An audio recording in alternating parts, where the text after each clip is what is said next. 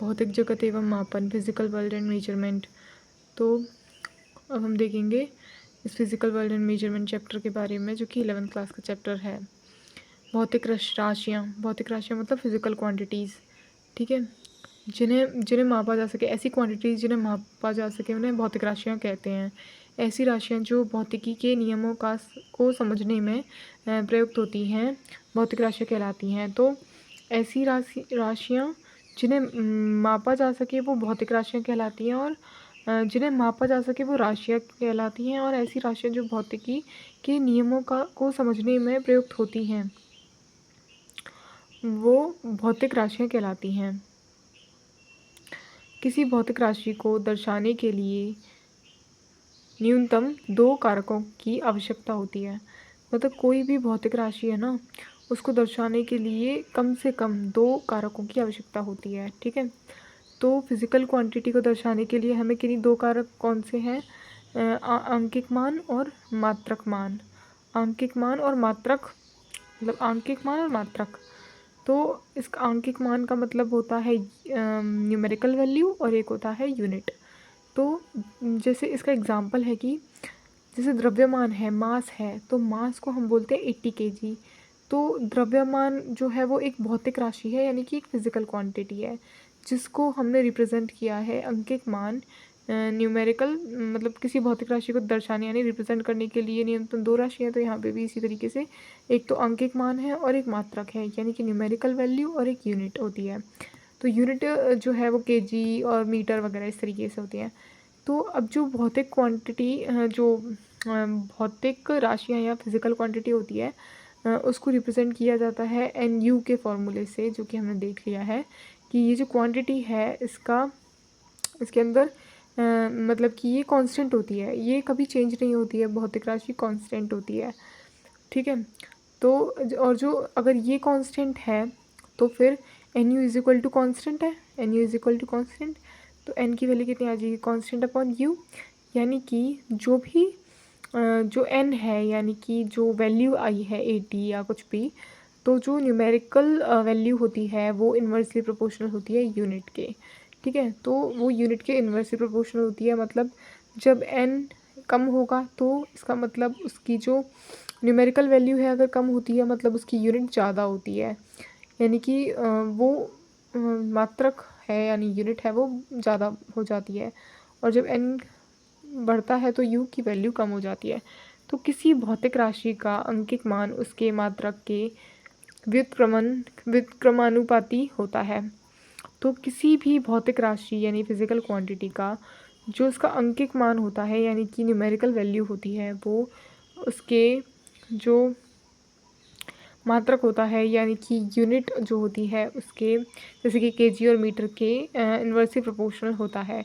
तो inversely proportional की वजह से ये हम लिख सकते हैं इस रिलेशन को N इक्वल लगा के, N1 upon N2 is equal to U2 upon U1 for 2 quantities, है ना। ये 2 Q है, मतलब 2 क्वांटिटीज़ के लिए उनके N और U को इक्वल रख दिया है ना। इक्वल नहीं रख दिया, मतलब वो मल्टीप्लाई कर दिया है आगे पीछे। कैसे? उसके लिए एक इक्वेशन होती है जिसके थ्रू ये लिखा था, हाँ ये वाली इक्वेशन। तो जैसे ये वाली इक्वेशन है N1 U1 is equal to N2 U2। तो जो अगर ये N1 U1 और N2 U2 है, तो यहाँ पे इस वैल्यू में अगर N1 कम है N2 से, N1 जो है वो कम है N2 से, तो U1 क्या होगा? ज़्यादा होगा U2 से। और यदि N1 ज़्यादा होगा N2 से तो U1 कम होगा U2 से, ठीक है। तो इस वजह से ही हमने वो सब चीज़ें देखी जो अब तक देखी, ठीक है। फिर है लंबाई, लंबाई के मात्रक। 1 metre is equal to 100 centimetre. 1 से वैल्यू कम है, मतलब यहाँ पे सॉरी, यहाँ 1 की वैल्यू जो है वो 100 से कम है, तो यानी कि इसकी न्यूमेरिकल वैल्यू यहाँ की साइड की कम है, मतलब जो मीटर है वो इससे बड़ा हो, सेंटीमीटर से बड़ा है, क्योंकि इसकी ये वाली वैल्यू कम है, मतलब जो मीटर की वैल्यू है यानी इसकी यूनिट की वैल्यू है वो ज़्यादा होगी, ठीक है। तो इसी तरीके से 1 foot is equal to 30.48 centimetre होता है। तो 1 जो है वो कम है 30.48 से, तो जो फुट की वैल्यू है, जो फुट होगा वो ज़्यादा बड़ा होगा सेंटीमीटर से, यानी इसकी यूनिट, ये वाली यूनिट बड़ी होगी इस वाली यूनिट से, क्योंकि इन दोनों की न्यूमेरिकल वैल्यू जो है वो इस तरीके से है कि जो ये वाली वैल्यू है वो इससे कम है, मतलब ये वाली वैल्यू बड़ी हो जाएगी सेंटीमीटर से। तो 1 metre is equal to 3.3 foot है। तो अब 1 कम है 3.3 से, तो इसका मतलब मीटर बड़ा हो गया फुट से। तो इसी तरीके से हमने अगर ये सब तीनों एग्जांपल्स को मिला के देखें तो जो मीटर है हमने मीटर सेंटीमीटर में कंपैरिजन किया है। हाँ, तो ये ऐसे आया कि 1 metre is equal to 3.3 foot is equal to 100 centimetre. तो अब इसमें भी वही वाला फार्मूला लगाओ, सबसे बड़ा जो यूनिट है वो इसका है, इसका मतलब सबसे छोटा जो सबसे, ये सब इक्वल है। अब इन इक्वल्स में देखो कि सबसे बड़ा यूनिट किसका है, इसका सबसे बड़ा यूनिट नहीं, सॉरी, न्यूमेरिकल वैल्यू इसका सबसे बड़ा है, तो यूनिट इसका सबसे छोटा होगा। इसका उससे छोटा है, मतलब इसका उससे छोटा न्यूमेरिकल वैल्यू है, तो ये उससे छोटा होगा, सॉरी बड़ा होगा। और ये जो है वो इसका जो यूनिट है वो सबसे बड़ा है, सॉरी सबसे छोटा है, तो इसका जो यूनिट है वो सबसे बड़ा होगा। उसी तरीके से सेम टू सेम यहाँ पे हमें ये चीज़ लागू करनी है कि 1 किलोग्राम है वो 1000 ग्राम है, तो यहाँ पे यहाँ पे न्यूमेरिकल वैल्यू छोटा है तो मतलब केजी बड़ा है ना। यहाँ पे भी ये वाला न्यूमेरिकल वैल्यू छोटा है तो फिर मतलब वो जिसका वैल्यू छोटा है उसका यूनिट बड़ा है, जिसका न्यूमेरिकल वैल्यू छोटा है उसका यूनिट बड़ा है। तो यहाँ पे भी यही चीज़ लागू हो गई कि ये जब इक्वल रखे गए तो इसमें देखा गया कि सबसे ज़्यादा बड़ा जो वो न्यूमेरिकल वैल्यू इसका है, मतलब सबसे छोटा यूनिट यही है। और फिर सबसे बड़ा जो यूनिट है ये होगा क्योंकि इसका न्यूमेरिकल वैल्यू सबसे छोटा है, तो केजी सबसे बड़ा है, फिर उसके बाद बीच में काउंट आ जाता है। अब आ जाता है हमारे पास भौतिक राशियों की या फिजिकल क्वांटिटीज़ के टाइप्स।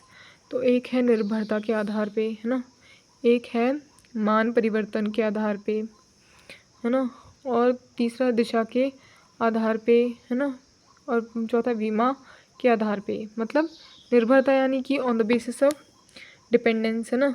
मान परिवर्तन के आधार पे मतलब चेंज इन वैल्यू, मान मतलब हम देख लेना मान को क्या बोलते हैं, मान होता है वो अंकिक मान के आधार पे, है ना, अंकिक मान के परिवर्तन के आधार पे।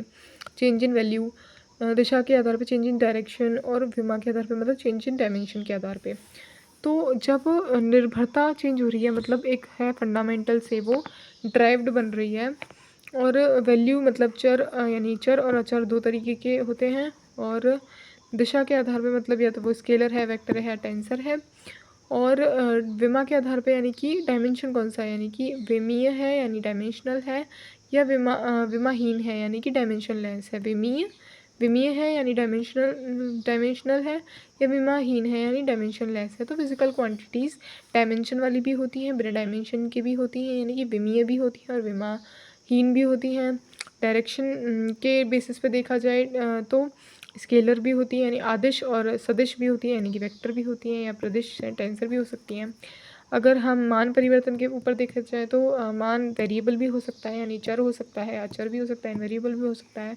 और अगर हम निर्भरता देखी जाए तो या तो वो फंडामेंटल हो सकती है यानी कि वो किसी पर डिपेंड नहीं करती, और या फिर वो यानी कि मूल हो सकती हैं। फंडामेंटल मतलब मूल फिजिकल क्वांटिटी भौतिक राशियाँ मूल भौतिक राशि हो सकती है, या फिर